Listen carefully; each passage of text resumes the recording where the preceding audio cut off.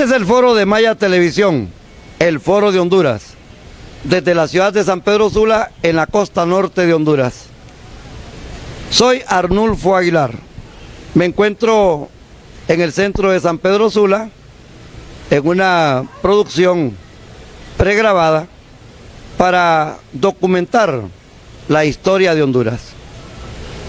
Al momento de realizar esta producción es el día sábado 6 de julio del año 2024. En una fecha como hoy, hace 80 años, el 6 de julio de 1944, en esta escena donde estamos, la cuarta calle, entre tercera y cuarta avenida, aquí está de por medio la prolongación del pasaje Valle. Pues aquí ocurrió una tragedia, la masacre más grande de Honduras, lo que causó espanto, horror y terror en la ciudad de San Pedro Sula. Era el gobierno del Partido Nacional con el doctor y general Tiburcio Carías Andino. No hay cifras exactas de cuánto murieron, pero parten de 100, 150. Tampoco no hay cifras exactas de los heridos, pero también hablan que fueron otras 150 personas.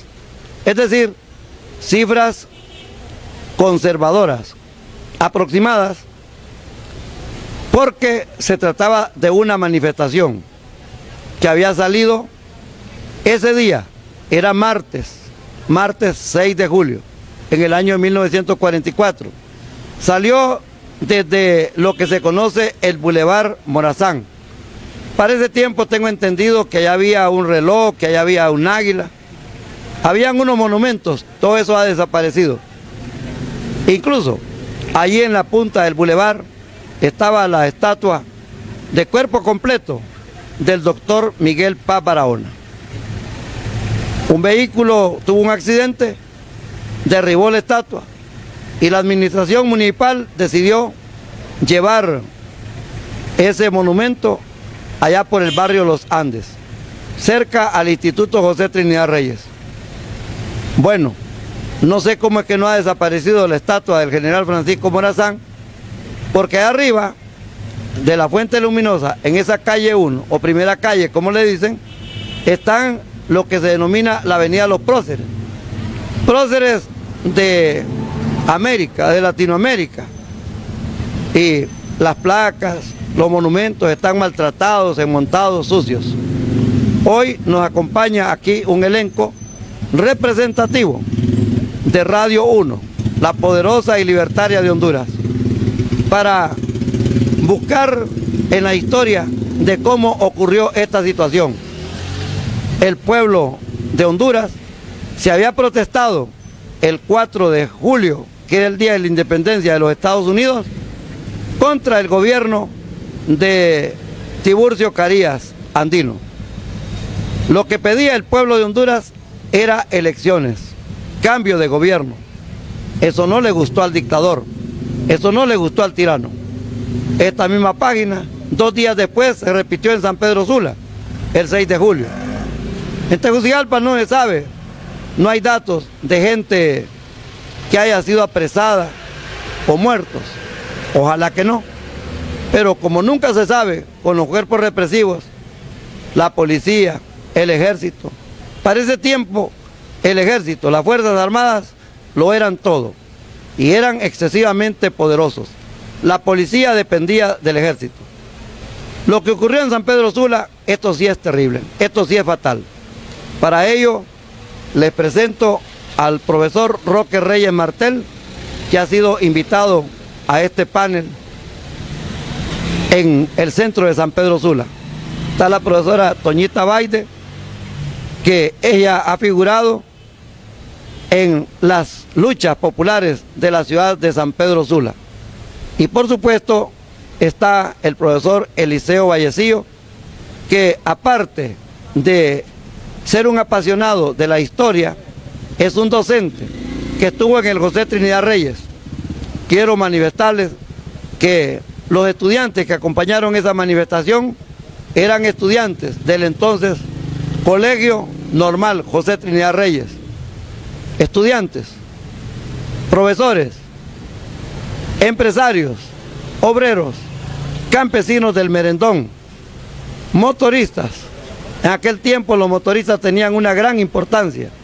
Trabajadores del sector público, porque aquí en este edificio que estamos es el edificio donde estaba el telégrafo, donde estaban los teléfonos de Hondutel. Y por supuesto, aquí habían otros lugares que son emblemáticos.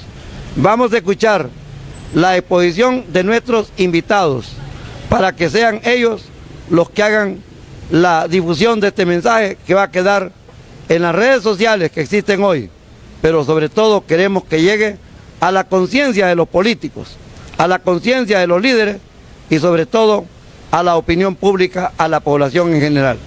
Profesor Vallecillo, 6 de julio de 1944, 6 de julio del 2024, 80 años, un tributo a los mártires hoy cuando estamos aquí en el centro de San Pedro Sula. Efectivamente, muchísimas gracias, licenciado Aguilar. Yo casualmente hoy en horas de la mañana escribía en mis reflexiones diarias la importancia de este hecho que lamentablemente la historia nuestra no lo registra como tal. No sé si con intención aviesa ha quedado en el anonimato o, si bien es cierto, podría haber obedecido esto a razones de tipo político e ideológico. Lo cierto es que en ella participaron miembros destacados de la sociedad sanpedrana, no solamente el ciudadano común, como usted muy bien lo apuntaba. Aquí participaron, por ejemplo, miembros de la Sociedad Unionista de la Juventud, de la Sociedad Obrera La Fraternidad, intelectuales, obreros, estudiantes, y quiero hacer este hincapié en estudiantes. En 1944 estudiaban en el Reyes, por ejemplo, don Guadalupe Sarmiento, que en ese entonces, repito, era estudiante y participó. ¿El profesor Lupe? El profesor Lupe en esa importante manifestación. Doña Toñita Collier, maestra egresada del JTR. Cayó, murió. Murió. Y muchos más que fueron docentes del instituto participaron en este histórico hecho que yo rescato, licenciado Aguilar, dos cosas importantes. Uno, el olvido histórico, que no por estar en el olvido no es obligación, y sí debe ser obligación más bien de todos nosotros rescatarlo para que esos hechos no se repitan, porque ese llamado a la democracia entonces, y no eran grupos únicamente que formaban parte, por decirlo como hoy lo llamamos, de los grupos populares. Por ejemplo, ahí habían intelectuales del Partido Liberal, del Partido Nacional, y en la que usted mencionó de Tegucigalpa participó doña Gracielita García, que después fue exiliada, fundadora del Partido Comunista Hondureño, docente. Y también rescato en el caso de San Pedro Sula la participación de una paisana nuestra de San Nicolás Santa Bárbara, la profesora Graciela Bourán, que tengo entendido los ideólogos, aparte del doctor, estaba doña Gracielita, que conjuntamente con militantes de partidos políticos, organizaciones sociales y el pueblo sanpedrano reclamaron públicamente el retorno a una democracia participativa tal como hoy lo estamos anhelando. La masacre del 6 de julio de 1944, el profesor Eliseo Vallecillo, en su primera participación. Hoy vamos a escuchar a la profesora Toñita Baide. ¿Qué le contaba a su papá, Toñita, con respecto a esta masacre? Sí, don Arnulfo, aparte de lo que he leído de la historia, tengo el testimonio de mi padre, que contaba él, y fue algo que nunca se le borró, quedó traumado. Él vendía leche en la madrugada, ¿verdad? Era campesino. Y en el mercado se corría la voz que iba a haber una manifestación y todo eso, y la curiosidad de joven, él dijo, no voy a ir a entregar la bestia, el caballo y la carreta al dueño, sino que me voy a quedar. ¿Es el mercado central? Porque es el en el mercado antiguo. Central, que era el único que había. Y Luego él miró la marcha, como dicen, desfile de una gran multitud de gente y se subió a un poste para apreciar mejor cuando empezó el tiroteo. Y llegó un hombre más curioso que él y lo bajó, porque él era muy joven, lo bajó y en el momento que el otro subió, le cayó el disparo. Y el cuerpo le cayó encima y lo bañó de sangre. En la desesperación, algo bueno que rescatar, este señor Constantino Larach abrió la puerta y Los metía a la pioneros gente. de la fábrica de Industrias Charalco. Metía a la gente, porque la gente estaba corriendo y corriendo y él se metió. Y don Constantino decía, ayuden a este muchacho que viene herido, pero solo era la mancha del otro que habíamos, la sangre que el otro había muerto. Entonces es algo que sí lo he vivido por boca de mi padre, ¿verdad? Que fue una cosa terrible. Toñita Baide, hoy vamos a darle la palabra al reconocido economista de la costa norte de Honduras. Ha sido un líder político, pero en los últimos tiempos, aparte de su trabajo docente, recordado cuando fue instructor profesional de lo que se denomina la Universidad del Pueblo, o la Escuela del Pueblo, el INFOP, el Instituto Nacional de Formación Profesional. Es imposible que los locutores y los periodistas no lo conozcan, y cuántos amigos y amigas, pero él se ha dedicado a recopilar historias. Tiene un libro sobre San Pedro Sula, el licenciado Roque Reyes Martel. Licenciado, 80 años en esta fecha del 6 de julio del 2024, de la caída de hombres, de mujeres, niños, ancianos, indefensos, porque un tan solo militar, policía, no fue tocado ni con piedras, ni con palos, ni tan siquiera con las uñas de las mujeres, porque cuentan allí la historia de una mujer que se le tiró a un policía y lo que hizo fue ella cubrir con su cuerpo la metralleta y lo que hicieron fue descargarle las balas. Esto es lo que está escrito, no lo estamos inventando ni queremos exagerarlo. Sí, gracias, licenciado Arnulfo. Esta generación nuestra de este tiempo también somos parte de la historia, ¿verdad? Nosotros no vivimos en esos episodios funestos de la historia de San Pedro Sula, porque yo vine aquí en 1967 y desde entonces me dediqué a recopilar historia, pero más reciente, de la segunda mitad del siglo XX. Sin embargo, estos acontecimientos tan relevantes en la historia es imposible olvidarlos, porque precisamente se realizó en una dictadura, la dictadura de Tiburcio Carías Andino, que en esa época también estaba ubico en Guatemala, Los Somoza, en Nicaragua, y estamos hablando de una época realmente oscurantista, ¿verdad?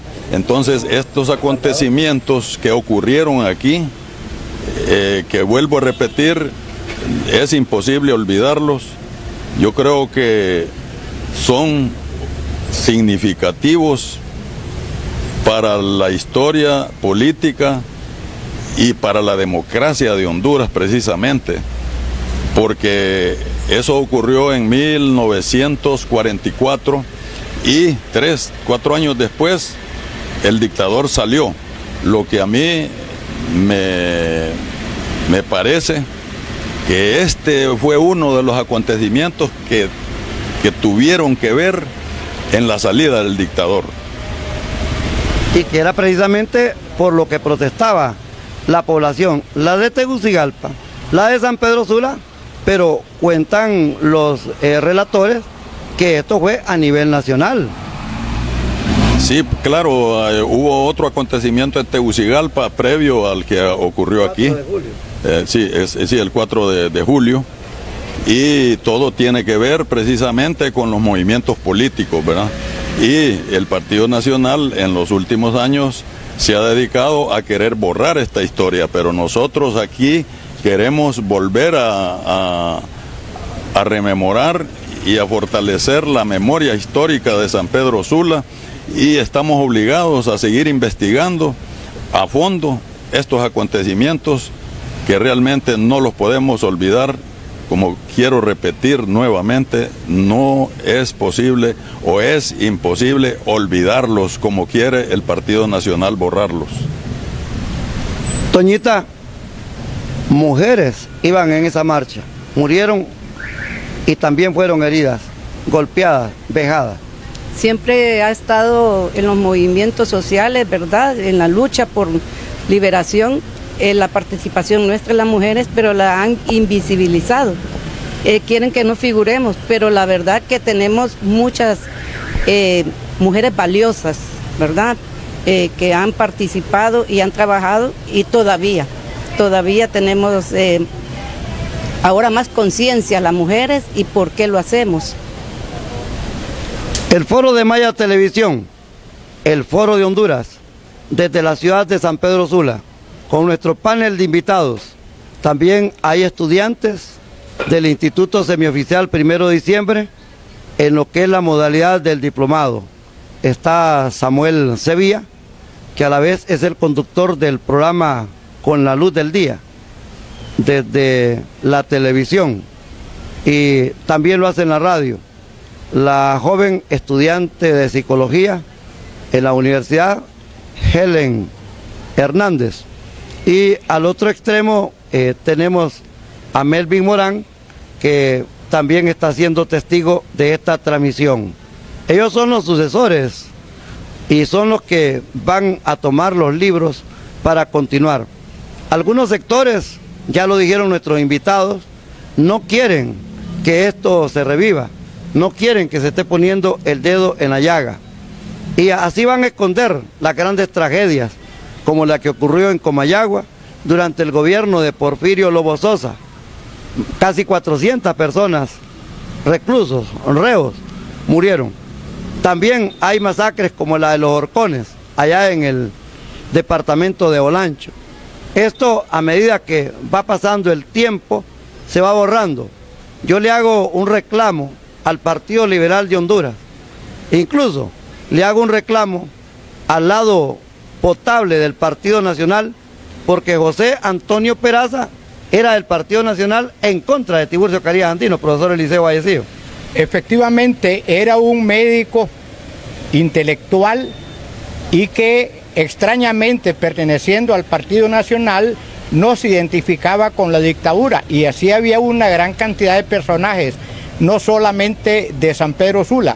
Y quiero remarcar, para rescatar esto de la historia, dos hechos importantes. Número uno, acá en los archivos de la alcaldía, exactamente donde está nuestro paisano Eliseo Fajardo, hay una fotografía de Toñita Collier, y ella está enterrada acá en San Pedro Sula, en el cementerio general. Ahí hay una placa que yo creo que vale la pena organizar con nuestros alumnos una visita para rescatar la memoria histórica de esas mujeres que dieron su vida por el rescate de la democracia. Y pienso, usted hizo la sugerencia hoy en horas de la madrugada, que es válida esa sugerencia, que aquí debería existir en el sitio donde fue la masacre una placa conmemorativa, no únicamente con el puro deseo que se recuerde, sino que para que ese hecho no se repita, y además para que el pueblo se dé cuenta que desde el siglo pasado ya hubo luchas trascendentales por darle a la democracia una fisonomía diferente. Y yo quiero mencionar entre eso la importancia, por ejemplo, de la logia masónica Eureka número 3 acá en San Pedro Sula, con el doctor Miguel Paparahona, con los hermanos Pérez Estrada, con la Sociedad Unionista de la Juventud, fundada ya por octubre de 1913, que ellos se identificaban en aquella época como antiimperialistas. Mire qué interesante. Y rescatar también el papel de la Sociedad Obrera La Fraternidad, que ambas funcionaron exactamente donde hoy está, a la par del Centro Cultural Sanpedrano. donde también funcionó que ellos brindaron los espacios para el JTR, que reitero, ya hoy cumpliendo dentro de 2 años el centenario, vale la pena rememorar que muchos docentes y alumnos del Reyes participaron en ese evento histórico por rescate de nuestra democracia. La masacre de 1944, tributo a los mártires.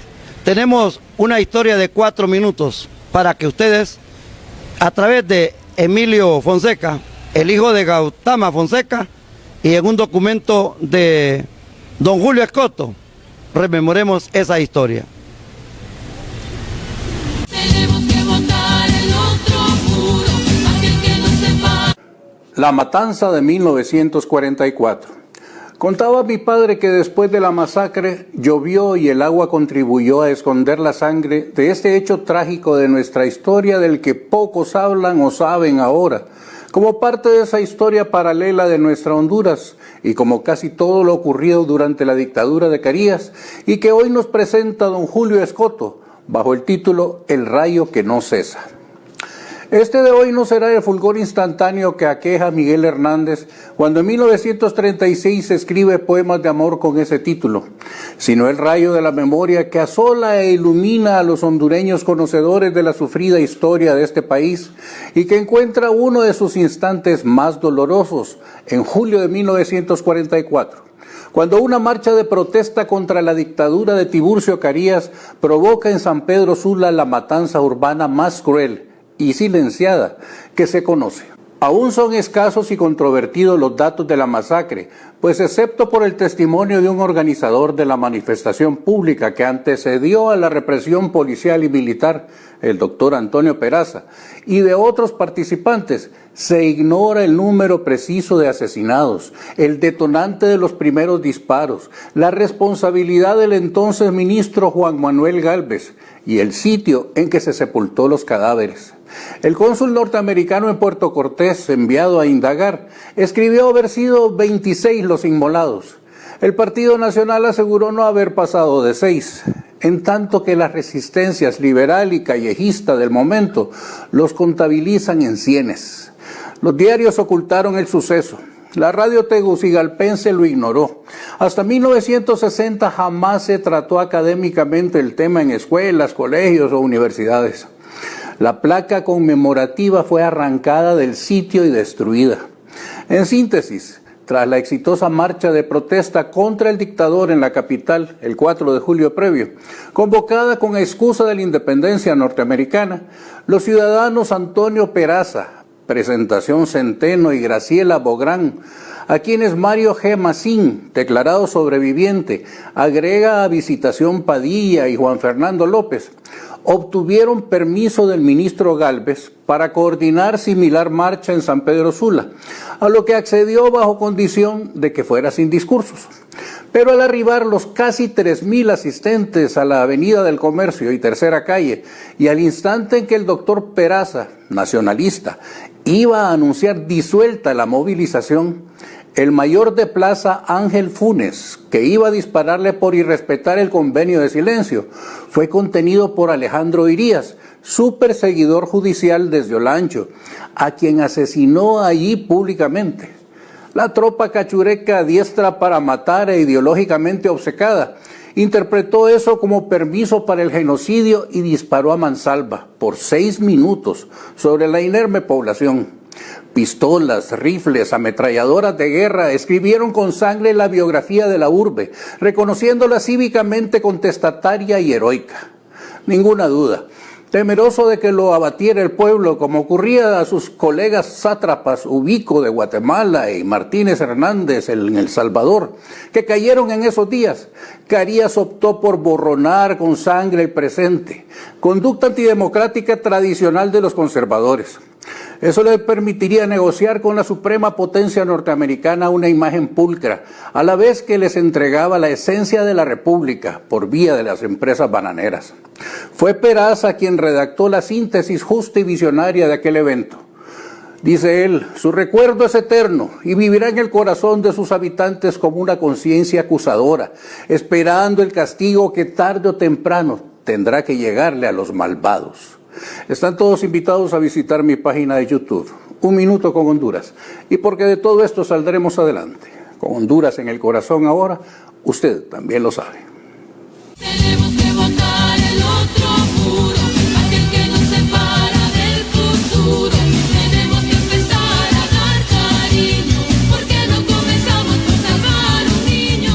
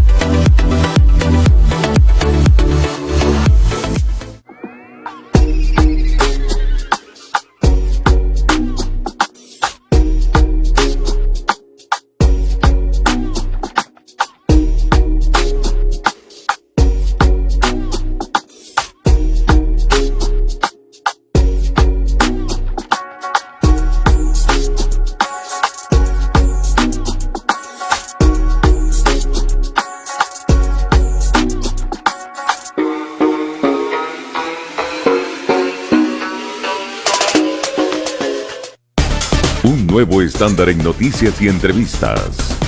Aldo Romero pregunta. Porque en el buen periodismo, la verdad no es una opción, es un deber. ¿Y al Partido Liberal le conviene ser infiltrado de esa forma? Las preguntas incómodas son su especialidad. De corrupción moral y de corrupción ética. En los primeros 100 días de gobierno, ¿qué pautas debe dar el nuevo gobierno? La profundidad de sus interrogantes penetran más allá de las apariencias, desafiando lo superficial. En este tema de la generación de empleo, sin duda alguna, las microempresas juegan un papel fundamental. El problema es que muchas microempresas salen del mercado. Su capacidad de análisis redefine la entrevista. Aldo Romero pregunta. No es un nombre, es una marca.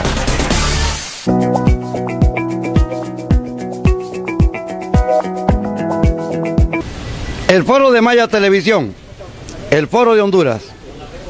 Estamos desde la ciudad de San Pedro Sula, en la costa norte de Honduras. Hoy estamos dando un tributo a los hombres, a las mujeres, a los jóvenes que murieron atacados con las balas del Estado de Honduras. Hemos invitado a personalidades que están dando su testimonio, que están contribuyendo para fortalecer la historia nacional. Que esto no se borre. Vamos a continuar ubicando las páginas de este acontecimiento a manera que se pueda colocar una placa metálica en estos lados. Existió, pero la quitaron.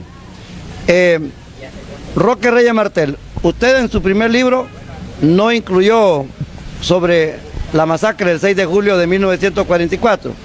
Va en una segunda entrega literaria. Sí, precisamente yo empecé a investigar cuando vine aquí a San Pedro Sula y tengo documentado parte de historia porque es breve historia popular de San Pedro Sula que recopilé en lo que es la segunda mitad del siglo XX. Sin embargo, yo creo que vale la pena retroceder un poco en la historia y seguir investigando estos acontecimientos, aparte de otros más que yo creo que están en el anonimato, para poder enriquecer más la memoria de San Pedro Sula. La memoria de San Pedro Sula. Vamos a ver, usted vino a San Pedro Sula en 1967. Vine en 1967, adoptado aquí, ¿verdad? En esta ciudad que me ha prodigado todo lo que yo tengo, lo poco que tengo, mi familia, mis bienes necesarios para llevar una vida austera y no me quejo. Esta ciudad la amo con todo mi corazón porque me ha dado prácticamente todo. Es decir, usted vino a San Pedro Sula, a la costa norte, hace 57 años, Roque Reyes Martel. Es así, ¿verdad? Hace 57 años. Y estamos en 80, entonces estaba muy cerca lo que había sido la masacre. ¿Recuerda usted si había alguna conmemoración para ese tiempo? Si había algún acto, alguna marcha, porque aquí debería de revivirse, de retrotraerse el tiempo y hacer una marcha, una réplica con la misma ruta. Podrían ser las mismas entidades que participaron, las fuerzas vivas de la ciudad de San Pedro Sula. Pero al menos yo no tengo ese antecedente, ni el movimiento popular. Ya se lo vamos a dejar a Toñita para que lo comente, pero hoy quisiera registrar y ocultar la memoria del licenciado Roque Reyes Martel. Bueno, yo creo que usted ya lo ha dicho. De dicha no han desaparecido la estatua de Francisco Morazán. Imagínese usted, desapareció la de Miguel Paz Barahona, desapareció el reloj que estaba ahí. El reloj, han desaparecido una cantidad de monumentos que registran la historia de San Pedro Sula. Cuando yo vine realmente nunca, en los primeros años que estuve aquí, no escuché absolutamente nada porque esto se ha mantenido callado, sí, ¿verdad? Y por eso yo creo que hay que felicitar a Radio 1 y la Escuela de Locutores, que ahora está rememorando estos acontecimientos tan importantes, que es como que dijéramos borrar el 1 de mayo de 1886 con el sacrificio de los mártires de Chicago, o por ejemplo olvidar el 14 de julio de 1789 en la toma de la Bastilla, que se terminó con el régimen monárquico absolutista que existía en Francia, ¿verdad? Yo considero que este acontecimiento tiene tanta relevancia como todos estos acontecimientos a nivel mundial. Toñita, ¿cuántos acontecimientos ha desarrollado el movimiento popular?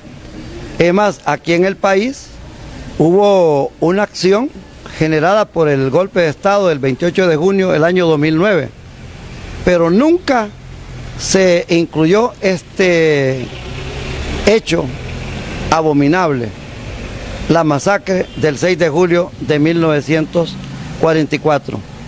Aquí es el sentido crítico para los líderes de este país, especialmente las centrales obreras, la CGT, la CTH, la CUT, poderosos sindicatos como el Citramedis, el Citraterco en La Lima, las demás organizaciones estudiantiles, el mismo Instituto José Trinidad Reyes, que ahora es grandísimo, casi llega a los 5,000 estudiantes, pero no hay nada.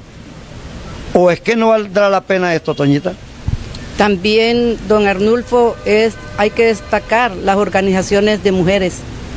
Tenemos que no destacar este acto, ¿verdad? Que vivieron las mujeres en 1944, mujeres valientes, y parece que fue a quedar al olvido.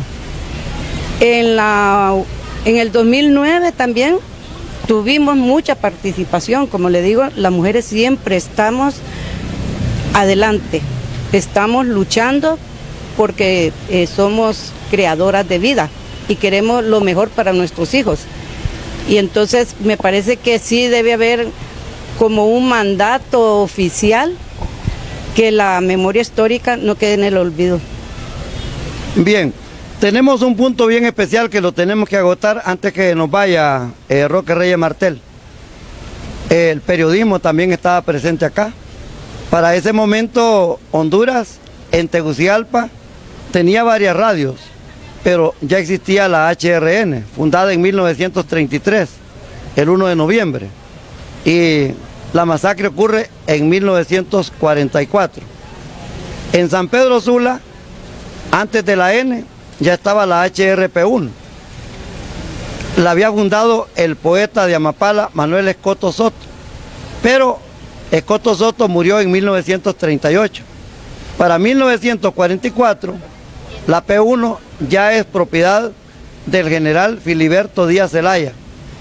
¿Recuerda usted dos personajes crueles?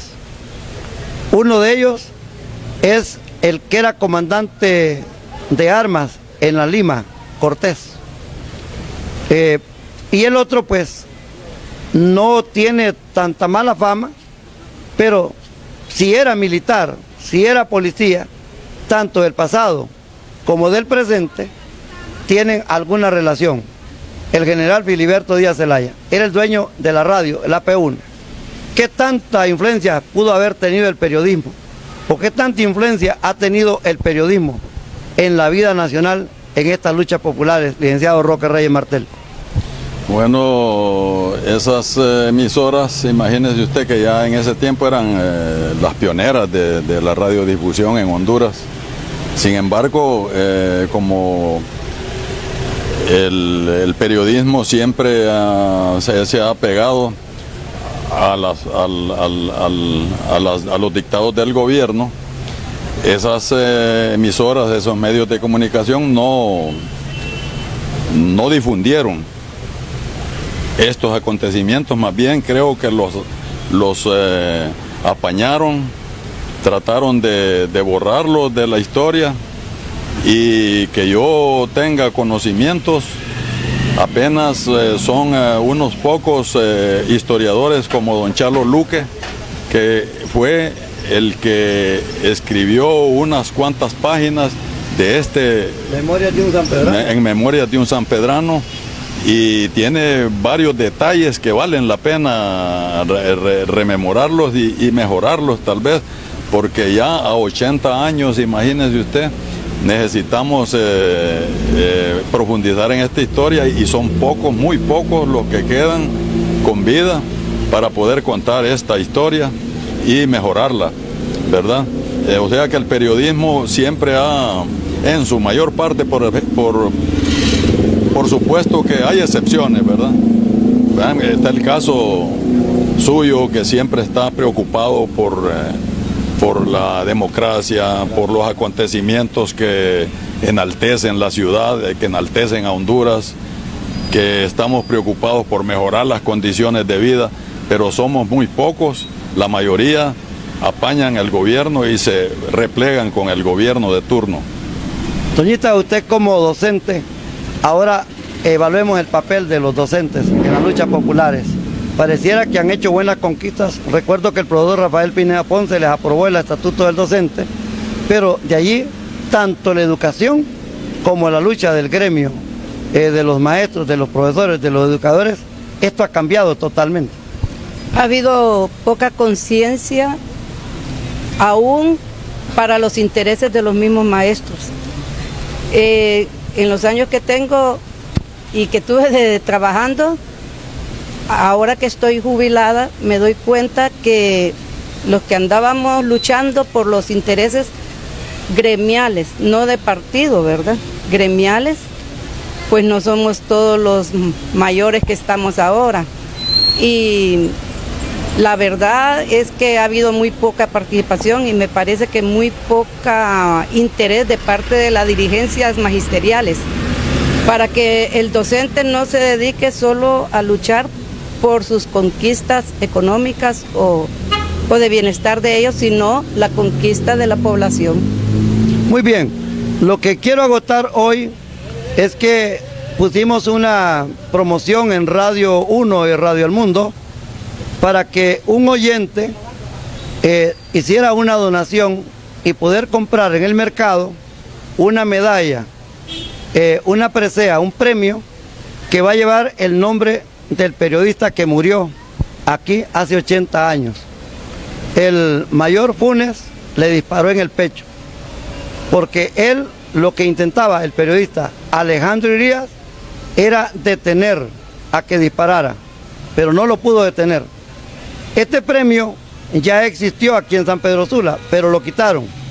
Hoy lo vamos a revivir por cortesía de Radio 1. la Escuela de Locutores, larga vida para esta institución, y que el próximo año, 6 de julio, con suma anticipación, ya podrá ser desde el 6 de junio o desde el Día del Periodista, empiece el colectivo a buscar personalidades que puedan ser de la comunicación social y puedan recibir este premio.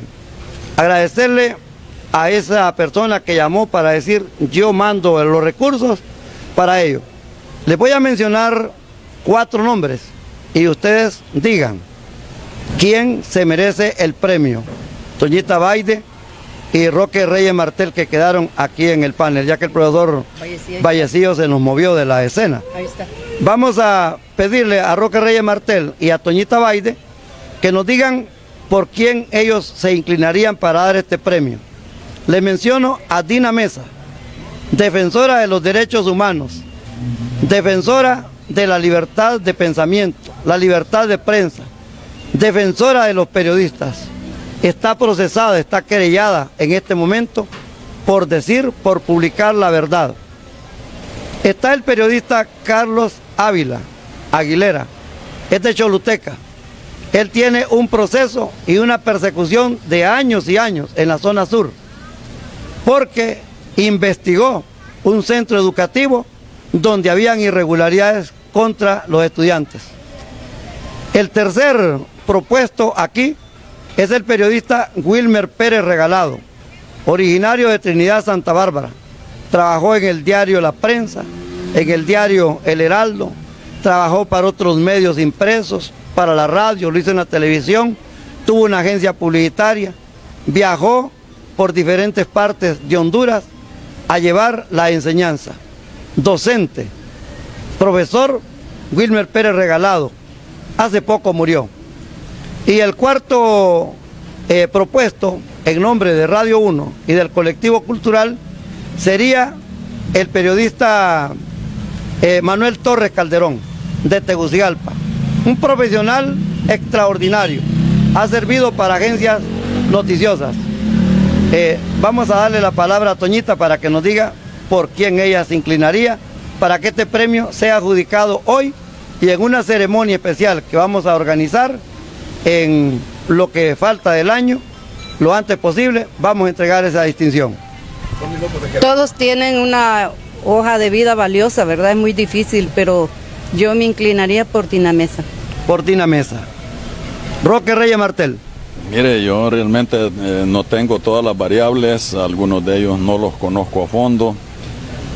Conocí a Wilmer Pérez Regalado como un gran periodista, un hombre honesto, porque sí éramos columnistas del diario La Prensa, usted debe recordarlo, y yo lo conocí bastante bien. A los otros que usted me ha mencionado, no estoy en capacidad de poder yo emitir un juicio, así es que yo creo que preferiría darle un poquito de tiempo para ver si llegamos a un punto de acuerdo. Dejamos entonces 2 propuestas, Wilmer Pérez Regalado y Dina Mesa de la ciudad capital Tegucigalpa. Vamos a tener un documento sobre la verdad del 6 de julio de 1944. Esa es una de las verdades. Estuvo en este panel invitado el profesor Eliseo Vallecillo, docente, ahora jubilado, escritor en las redes sociales, es ejecutivo en una universidad de la costa norte, el economista y también relator de historia Roque Reyes Martel y la profesora Toñita Baide. Arnulfo Aguilar, en las cámaras Tony Chavarría, el momento de asistencia de los estudiantes de la Escuela de Locutores. Vamos con el documento. Esta parte de la historia de Honduras no está en los libros de historia, al menos no en los que te obligan a leer en primaria o en secundaria. Esta historia la quieren ocultar. 6 de julio de 1944, el día de los ríos de sangre. El 6 de julio, el comercio amaneció cerrado. Aunque la policía obligó a algunos a abrir las tiendas, el ambiente estaba tenso. La manifestación comenzó a las 3 de la tarde frente a la estatua de Morazán, y terminó a las 4 en la Avenida del Comercio y la esquina de donde estaba la Droguería Nacional, calle directa a la policía. Entre el mercado y el Parque Central, Gálvez dio la autorización por teléfono de que saliera la manifestación. No hubo vivas ni mueras para nadie. Profesionales, obreros, industriales, comerciantes, campesinos, mujeres, ancianos y niños marcharon como una procesión de Jueves Santo. Ahí estaba también un grupo de estudiantes del Instituto Normal José Trinidad Reyes, dirigidos por el joven Enrique Sunseri. Al inicio se dio las recomendaciones para no dejarse provocar y dar excusas al gobierno para reprimir. Sabían que estaban frente a gente desalmada, acostumbrada a matar, pero se creyó en la palabra del ministro Gálvez y había confianza en que nada sucedería. Salieron unas 300 personas, la mayoría mujeres, que encabezaban la marcha, pero se fueron sumando en el recorrido hasta alcanzar más de 2000, según el doctor Peraza, que iba delante, y según otros que creen que fueron hasta 10.000 los congregados. Patrullas de soldados y policías salían al encuentro en actitud amenazadora, pero los manifestantes se mantuvieron en orden. Al final, después de 1 hora de recorrido, el doctor Peraza dispuso dirigir unas palabras para indicar que el acto había terminado, y para ello subió al segundo piso de la casa del comerciante Jesús Saúr, a media cuadra de la dirección de policía. El mayor de la plaza, Ángel Funes, dijo que no permitiría que hablara Peraza, aunque solo fuera para agradecer. Se acercó entonces el periodista Alejandro Irías para convencer al mayor. Desde el balcón el doctor Peraza dijo: «Pueblo sanpedrano, habéis dado una muestra más de verdadero civismo. La patria os lo agradece. ¡Viva Honduras!».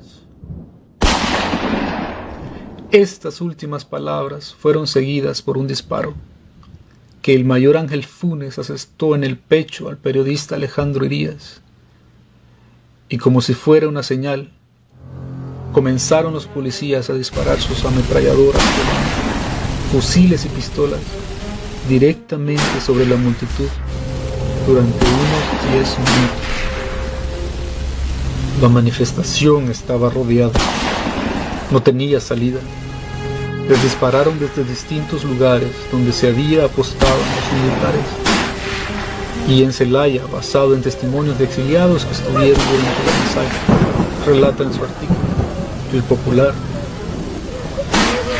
Entre las víctimas figura un gran número de mujeres que, por ser las que encabezaban la manifestación, fueron las que recibieron los primeros plomos homicidas. 12 de las mujeres hondureñas inmoladas, cuyos nombres han llegado hasta nosotros: Toña Collier, telefonista, e Irene Santamaría, profesora. Eran muchachas sanpedranas, jóvenes y bellas. Relatan los testigos presenciales que cuando Irene se sintió herida de un balazo en la frente, con el último hálito de vida que le quedaba, se lanzó contra el verdugo que blandía una ametralladora Thompson en las manos. Ella se aferró al cañón de la ametralladora y el asesino siguió disparando. Irene cayó con 14 perforaciones en el pecho. En aquellos momentos, Toña Collier se abalanzó sobre el asesino, quien enfocó el fuego sobre el pecho juvenil de la muchacha, cayendo ésta para siempre sobre el enrojecido asfalto. Los sobrevivientes narraban con horror cómo la calle quedó enajenada en sangre y cubierta de cadáveres y heridos. Tan pronto como cesó el fuego, los parientes recogían algunas de las víctimas. Los victimarios, por su parte, recogían en camiones a los muertos, los que fueron incinerados en el cementerio, para que el pueblo no se enterara de la magnitud de la tragedia. Las calles fueron lavadas para borrar el río de sangre y los heridos eran conducidos al Hospital del Norte, y al Hospital Americano de La Lima, una aldea situada muy cerca de San Pedro Sula, que sirve de sede a la United Fruit Company, contó el licenciado Carlos Perdomo a Alfonso Guillén Zelaya. Los camiones municipales estaban listos para trasladar los cuerpos, lo cual hizo suponer que la masacre fue detalladamente preparada. Las cifras de muertos varían según los testimonios, pero todos coinciden en que no fueron menos de 100 y pudieron llegar hasta 200 los asesinados y unos 150 heridos, considerando la cantidad de gente concentrada y las enormes descargas de proyectiles. Otros testigos aseguran que algunos heridos que huyeron del lugar de la masacre fueron alcanzados en los potreros vecinos y rematados por la policía. Se asegura además que a la matanza se sumaron civiles seguidores de Carías. Los nombres que se recuerdan de los muertos son los de las personas de mayor reconocimiento público o conocidos de quienes escribieron las memorias. Quedan en el anonimato los trabajadores y trabajadoras, niños y ancianos, hijos del pueblo que anónimamente dieron su vida en su lucha contra la dictadura. 7 de julio 1944. La muerte siguió rondando. El mismo día de la masacre comenzaron las capturas indiscriminadas y se llenaron las celdas policiales. Se impuso el toque de queda y se sacaba a la gente de sus casas acusándoles de sedición. Se prohibieron las reuniones de más de 3 personas y se quiso impedir que los familiares se juntaran para enterrar a sus parientes. Se cuenta que durante los sepelios hubo nuevos asesinatos. A pesar de la represión, quienes estaban libres hicieron circular volantes donde se acusaba a Calves y a la United Fruit Company como verdaderos responsables de la masacre. Los presos eran tratados con brutalidad durante la captura y durante los largos días de cautiverio. Carías ordenó directamente que fueran más estrictos con los presos. De la prisión, muchos salieron al exilio.